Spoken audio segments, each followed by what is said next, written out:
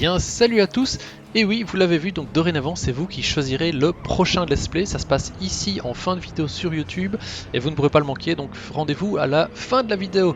Allez, on part en piste ici. Donc on est sur Assetto Corsa Competition, on est sur Spa-Francorchamps avec la Porsche et en multiplayer, s'il vous plaît. Alors la Porsche, pour être franc, c'était mes tout premiers tours de roue avec. Je me suis dit que ça pouvait être sympa de la tester et de le partager avec vous. Donc j'ai pris la Porsche ici. Je suis parti sur un serveur multi qui est également une de mes premières courses en multi. J'en ai fait peut-être 2-3 juste avant. Donc je découvre la Porsche, j'ai jamais mis les roues sur la piste avec, donc ça va être assez amusant de partir avec cette Porsche comme ça sur Spa, d'essayer de péter un chrono, surtout que j'ai juste le temps de faire un tour ou deux et puis on part direct en course, parce que j'ai vraiment pris la qualif en cours. Donc ça va être assez fun. Vous allez voir que cette Porsche, j'ai beaucoup de sous-virages avec, je pars vraiment d'un extérieur à l'autre.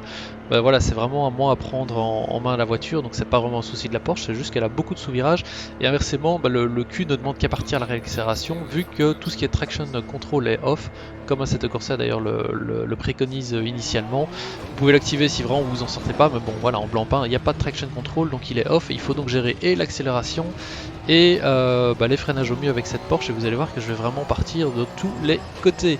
Vu qu'ici je suis parti en qualification, et bien je vous mets le premier tour qualif que j'ai fait, vous allez voir c'est un peu du grand n'importe quoi, mais ça va nous permettre quand même de nous hisser à une place assez satisfaisante sur la grille de départ, sachant qu'on est je crois 25 ou 30 joueurs quand même à démarrer.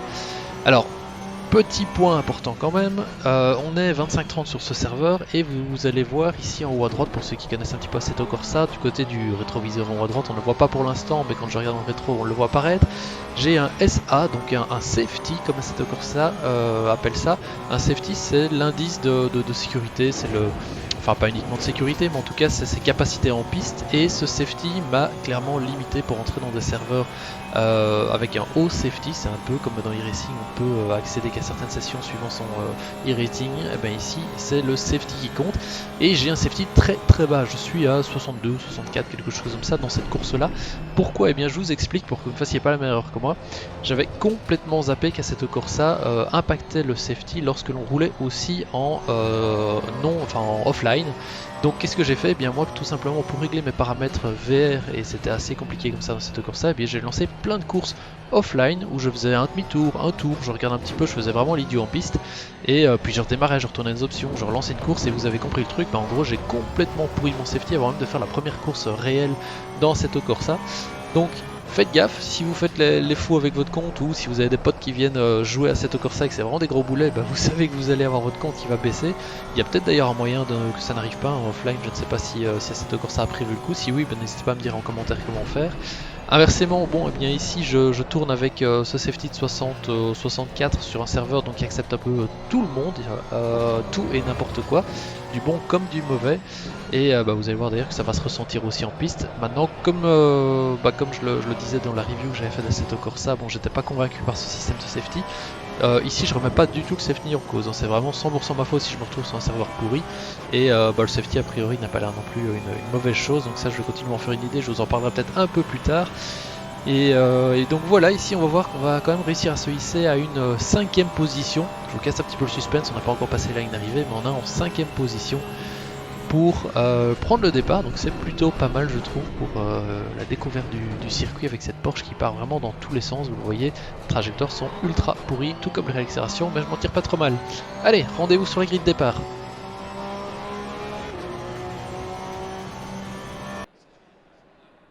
Allez, on est donc sur la grille 23ème comme vous pouvez le voir. A priori c'est une grille inversée, j'avais pas du tout fait attention en rentrant dans le serveur.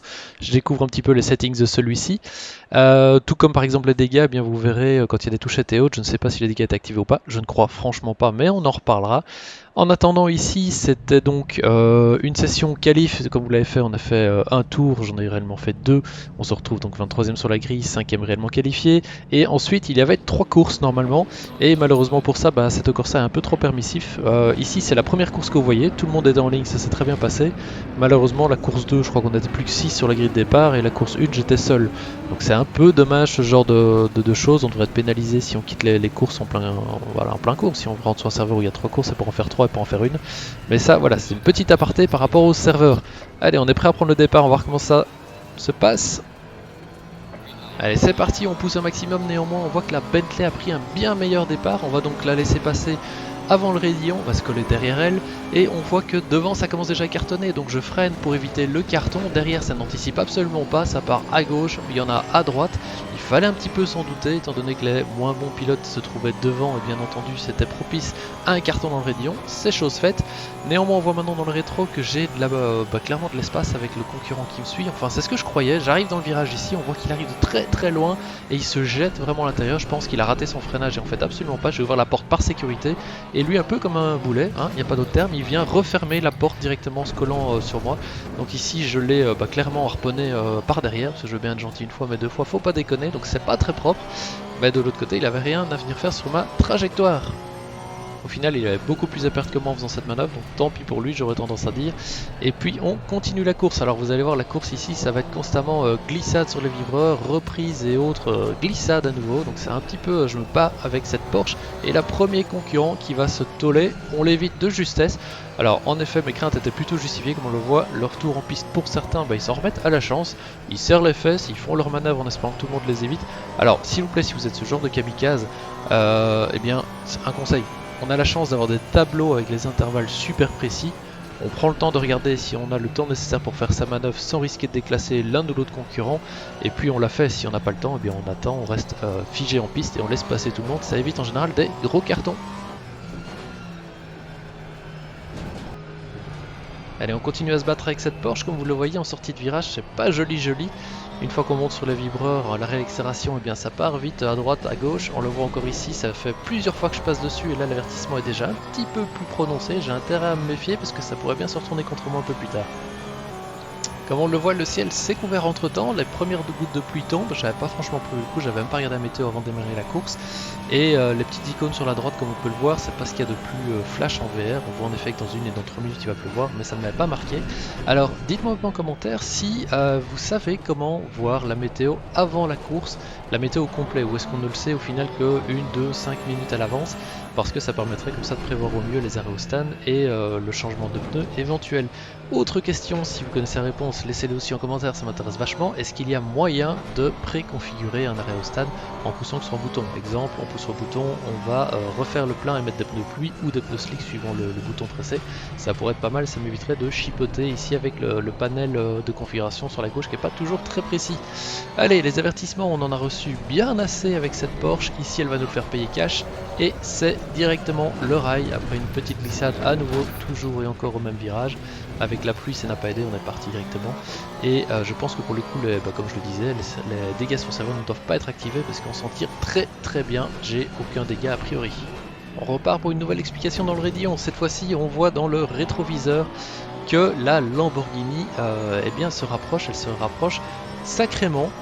Je le vois se porter à mes côtés ici juste avant le raidillon et là encore me méfiant de la Porsche, des conditions et de lui-même, comme c'est un attardé, enfin entendez par là attardé qu'il est 11ème alors que je suis 5ème, je préfère jouer à sécurité et tenter de le reprendre un petit peu plus loin, donc j'ai clairement freiné pour laisser passer et pour le coup j'ai tellement décéléré que je me fais également passer par la R8 qui n'est autre par contre que mon poursuivant, je passe donc 6ème.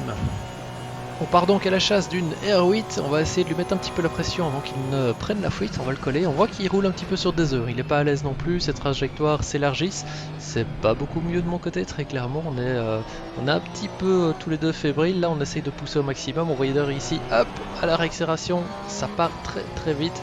On a envie de coller le train de l'autre et on finit par oublier de gérer sa voiture en premier. Il fait pareil, il s'écarte un petit peu ici dans le virage un petit peu trop, j'arrive à me rapprocher très légèrement. Derrière moi ça me colle également le train. On voit ici qu'il ressort de nouveau très mal du virage. On réaccélère vraiment au bon moment, cette fois-ci on va pas se faire avoir deux fois. On va le coller et on va jouer un petit peu le bluff. On va faire semblant de passer sur la gauche, ça va suffire à lui mettre un petit coup de pression et il va rater son freinage. On en profite donc pour passer ni vu ni connu. Néanmoins vous l'aviez vu dans le rétroviseur, ça me collait et il faut pas en demander beaucoup plus à mon poursuivant pour me passer par l'extérieur, donc je lui laisse champ libre. Il est probablement monté en pneu plus, c'est un attardé de nouveau si je puis dire, donc il a un certain avantage vu sa manière de tenir dans les virages comme ça assez serré, enfin si je puis dire, parce que quand on voit son adhérence ça ne va pas durer bien longtemps et ça se finit illico dans le mur, donc on récupère la place qu'on vient de lui donner il y a quelques instants.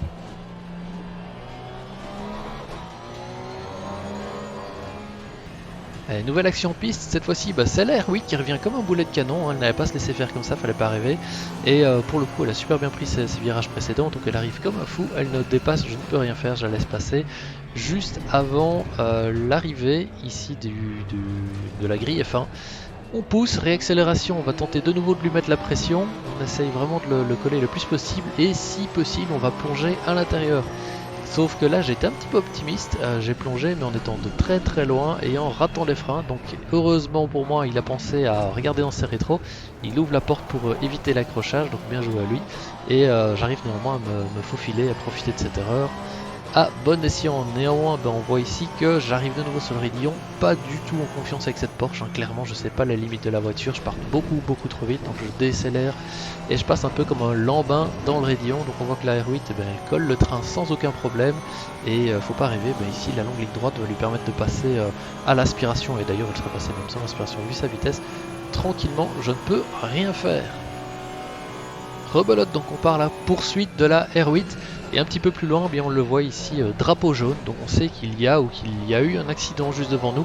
Et en effet, il y a un retardataire, donc on va devoir le passer. La R8 passe par l'intérieur, ça se passe bien, très bien, tant mieux pour lui. Moi je me dis, on va voir un petit peu, passer.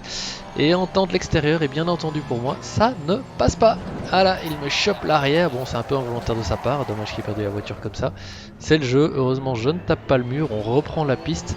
Mais la R8 on lui dit bye bye parce que vu le temps qu'il nous reste, ça va être plutôt chaud d'aller la chercher. Allez, séquence suivante, c'est juste un petit crash en blanchiment. On voit au loin le concurrent qui part dans le mur gentiment, il me le fera pas deuxième fois, il va pas revenir sur la piste, donc là je me grouille de passer. Voilà, c'était un petit crash, juste pour le plaisir.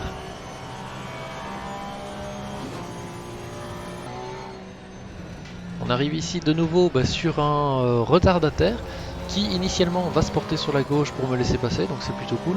Sauf qu'a priori il garde une certaine vitesse de pointe et il va tenter de passer le virage en même temps que moi. Il a l'air d'être chaussé en pluie, parce que vu sa tenue de route, ou en tout cas le fait que je ne tienne pas spécialement bien la route avec ma Porsche, il prend l'avantage, il passe, pas grave c'est retardataire, néanmoins derrière c'est le 7ème qui va donc venir me prendre gentiment la 6ème place. Je laisse passer, rien à faire, pour le coup il est beaucoup plus rapide et il est à l'intérieur. Allez, dernier kilomètre et ça sera donc la fin. Ça a été une course par élimination, c'était plutôt sympa, elle se finit pas trop mal, mais ça laisse comme tout de même à désirer sur la qualité générale des pilotes. Donc comme je disais, je remets pas du tout en cause le système de safety, hein, vu qu'ici c'est vraiment 100% ma faute d'être dans un tel serveur, mais on voit que c'est un peu du grand n'importe quoi, mine de rien, sur ce multi. Sur ce, moi j'espère que vous avez apprécié ce tour sur cette Corsa, et ah oui, vous vous souvenez, je vous avais dit que vous pouviez voter à la fin de la vidéo, et bien c'est maintenant en haut à droite. Donc Kartcraft, Project Car, e-Racing ou même Assetto Corsa, à vous de choisir, lâchez-vous. Sur ce, et comme toujours, moi je vous dis bon amusement et bonne course. Salut!